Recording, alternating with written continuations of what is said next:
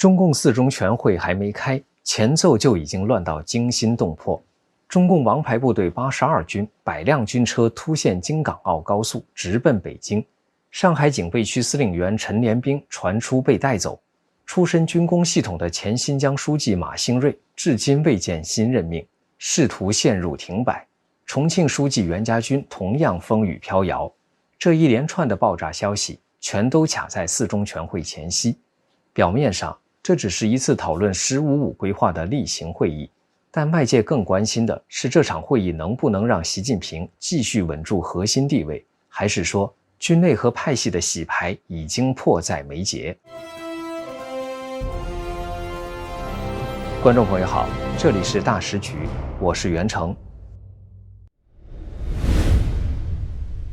9月28号，网络上流传的多段影片显示，京港澳高速保定至北京方向出现一支庞大的军车车队，大约100辆，包括装甲车、物资车、运兵车和医疗车。车队一路疾行，引来沿途民众围观拍摄。公开资料显示，保定是中部战区陆军第82集团军的驻地。这支部队来头不小，其前身是号称王牌之师的38军。长期以来，82军被视为中共在敏感时刻维稳和保护核心的关键力量。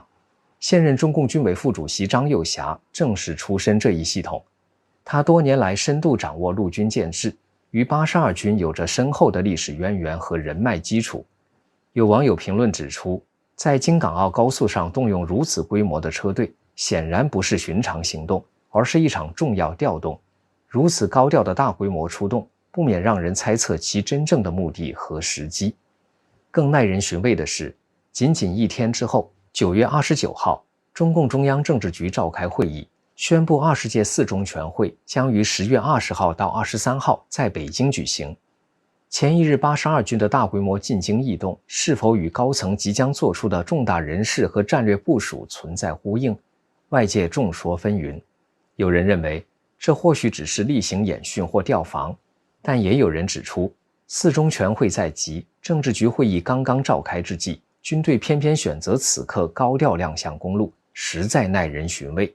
究竟这是一场单纯的军事行动，还是政局动荡的提前信号？这个悬念为四中全会蒙上了一层阴影。就在82军异动引发议论的同时，网上又爆出另一条消息，中共上海警备区司令员陈连兵近日已被有关部门带走调查。上海警备区地位特殊，负责的是这座中国金融中心的防务和维稳。不同于一般野战部队，警备区肩负地方军事动员、预备役管理和重大活动安保，尤其在上海这样的敏感地带，其司令员被视为地方军方的维稳第一人。因此，一旦出事，往往意味着政权最核心的安全环节出现了裂缝。更引人注目的是，坊间传闻将陈连兵与前总理李克强的突然离世联系起来，说他是暗杀计划的执行者之一。这一说法目前无法得到独立证实，官方也没有任何公开表态。但传闻之所以能迅速发酵，正是因为陈连兵的职位高度敏感，其被调查本身就具有强烈的政治信号。外界分析认为，如果陈连兵确实落马，意味着军中清洗已经从战区与总部层面扩展至警备区体系，这和即将召开的中共20届四中全会形成呼应。四中全会预计将确认一批军方高层的处分，而陈连兵事件则让外界更加怀疑军内是否还有更大范围的整肃正在酝酿。接下来是工商时间。最近，我朋友有个朋友成功帮儿子戒掉了冷饮等不健康的零食，他给我推荐了一个超特别的产品——红海参修复饮。朋友的儿子很喜欢吃冷饮，我朋友原本只是想帮儿子换个更健康的零食，结果他儿子一吃就爱上了。朋友自己也试了一下，觉得很不错。这个产品是用当地海女亲自下海采到的珍稀红海参做成，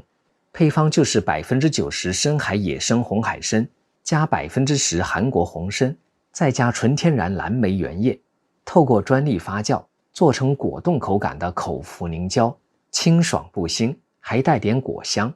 红海参本身含有18种氨基酸、天然胶原和活性钙，不仅能促进细胞修复、延缓老化，还能补钙造血、改善气色，对气血虚弱、高血压、肝功能差或免疫力低下的人都很有帮助，非常适合长辈、成长期孩子、加班族等。而且一盒30支，带着走超方便，早上空腹或运动后随手拆开就能吃，冰过之后吃起来口感更特别。我建议趁现在还有货赶快下单，不然真的缺货就要等很久。我朋友怕断货，干脆一次囤了10盒。点击描述栏的购买链接，输入优惠码大10局就可以享受85折。中国大陆2盒起卖，4盒免邮，购满70美元，美国本土包邮，满260加币，加拿大包邮。而中共大国重器军工系统同样风声鹤唳。7月被免职的前中共新疆书记马兴瑞至今没有获得任用，被认为仕途终结。马兴瑞出身航天系统，是军工帮代表，曾依附于已故中共党魁江泽民之子江绵恒，而江绵恒多年出任中科院副院长，实际控制着中国航天产业。习近平上台后，马兴瑞等人迅速转投习家军，如今也难逃被清洗的命运。随着他出局，军工帮几乎遭到一锅端，航天、兵器、航空、电子、船舶、核工业等系统高层接连失势。在这样的背景下，外界的目光自然转向另一位军工出身的重量级人物——中共重庆市委书记袁家军。今年63岁的袁家军，1987年进入中共航天5院，历任副院长、院长、党委副书记。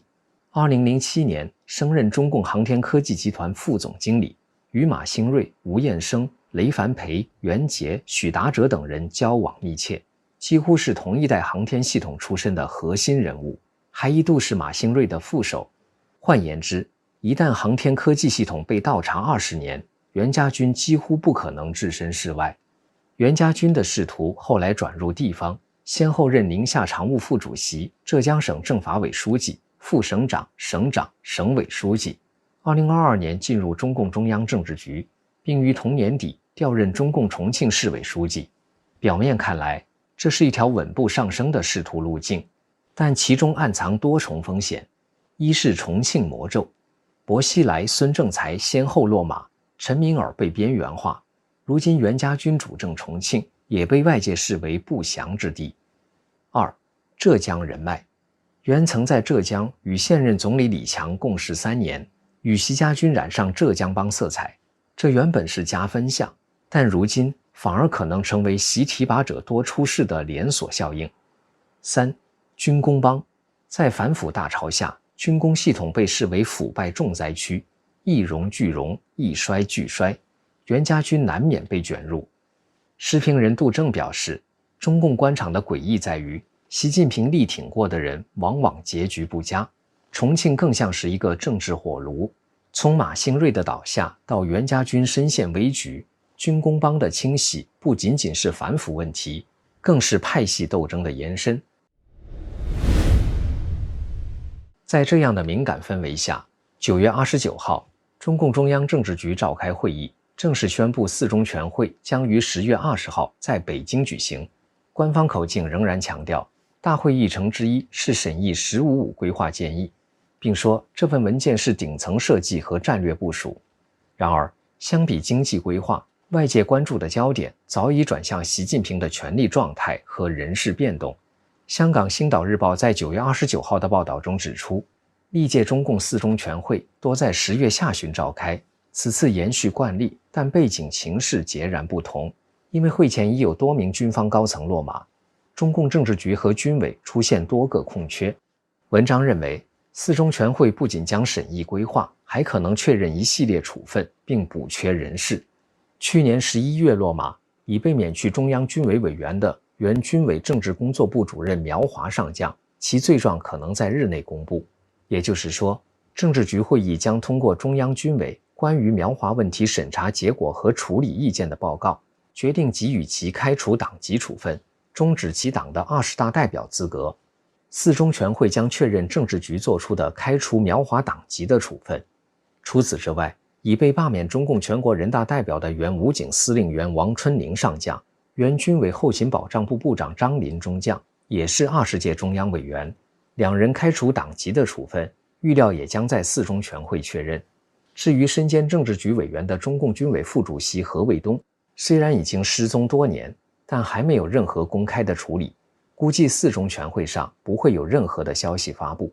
同时，习近平本人的状况成为舆论焦点。近期关于他大权旁落和健康出现问题的传闻甚嚣尘上。美联社9月25号报道指出，中共总理李强在纽约出席联合国大会并代表中国发言，显示习近平退后一步，把国际场合交给下属处理。报道分析，这并非单纯分工，而是习近平在调整领导方式，一方面减少海外出访以维持体力，另一方面透过亲信代行职责来稳固控制。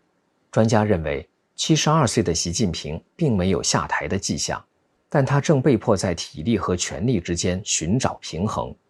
时事评论员陈破空指出，习近平最近在国内重大场合多以露面不讲话的方式现身，这和过去必须长篇演讲的习惯大相径庭。例如，在西藏、新疆等活动上，习近平虽然出席，但正式讲话都由王沪宁代为发表。在北京93大阅兵后的总结会上，习近平也只是短暂露面，由蔡奇致辞。这种模式意味着习近平已经退居二线，把党务交给蔡奇，政务交给李强，而军务则落在张又侠手中。